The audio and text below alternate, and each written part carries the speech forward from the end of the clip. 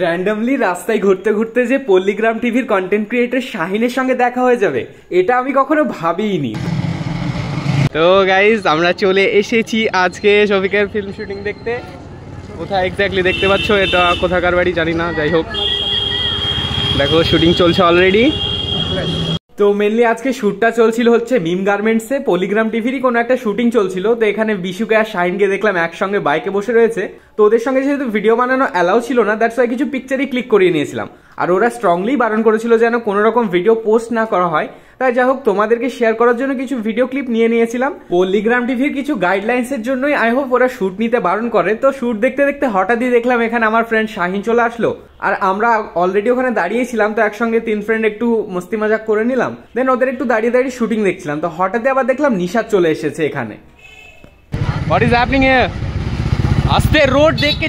তো যাই হোক, ওরা ওদের ইচ্ছে মতো শুট করুক, আর ওদেরকে ডিস্টার্ব করাটা আই হোপ ঠিক হবে না। দ্যাটস ওয়াই আমি ওই জায়গাটা থেকে চলে আসলাম। আর এটা কোন সিরিজের শুটিং চলছিল সেটা যদি তোমরা জেনে থাকো, প্লিজ আমাকে কমেন্টসে জানিও।